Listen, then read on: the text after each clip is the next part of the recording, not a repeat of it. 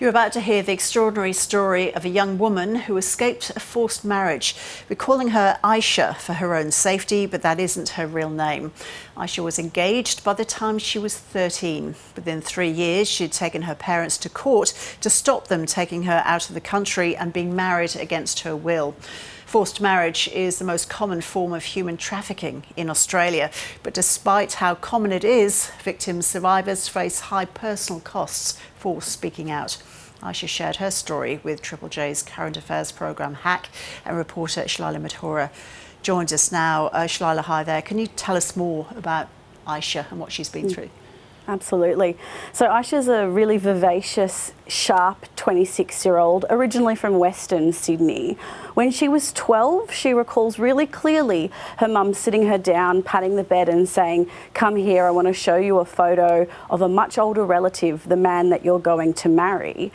Aisha grew up in a very traditional Muslim Indian household, and she knew from a young age that her parents had aspirations for her to go down that same traditional pathway, to be married quite young and to have a family. But Aisha always wanted a little bit more for herself, and that really led to a lot of clashes with her parents. It all came to a head when she was 15. She overheard a conversation between her mum and her auntie in India, where her mum said, "We've booked tickets, she's out of control and we need to get her married off." Aisha knew that this meant that her parents were planning to send her overseas to marry that older relative, and she also knew that if she went down that pathway that there would be no recourse for her, that was the pathway she would be on. So Aisha essentially planned her escape. First thing she did was went to her school principal, a trusted figure, and told him exactly what was going on, told him that her parents had booked these plane tickets. And he said to her, "You need to get your passport, you need to bring it over." Just a little aside here, at the time that this was all going on, forced marriage was not yet a crime, I should say. And so there were very few legal avenues, there were few support services available for victim survivors. So Aisha's principal got her legal aid involved in this, and legal aid said, "We can put you on an airport watch list."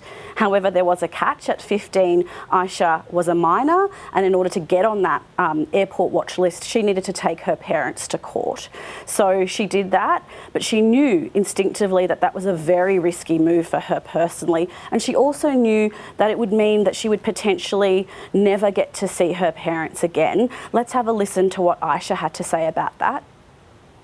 The thing that's unfortunate about my situation is that it wasn't just my parents, it was my whole community, it was my whole extended family that were quite indoctrinated into this belief. It wasn't just my family, and it was also my cousins, and I couldn't see my sister or my brother. I still can't see my sister or my brother because they are all so scared to do the wrong thing and hurt my family that they don't want to come see me.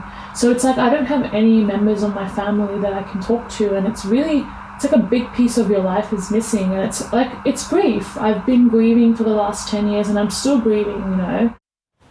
And how common is forced marriage in Australia, Shalila? It's really common. According to the AFP, in the last financial year, there were 91 reported cases of forced marriage in Australia. Since 2018, that's around 530 cases. So it is really, really common. We also know that it doesn't necessarily discriminate according to demographics. There's not one group of people who we can say this is going to be something that's a problem in this community. It's across the communities in Australia, though it is predominantly a crime specifically for young women. Most of the reported cases to the AFP involve girls under the age of 16, so it is very much a young woman's problem here.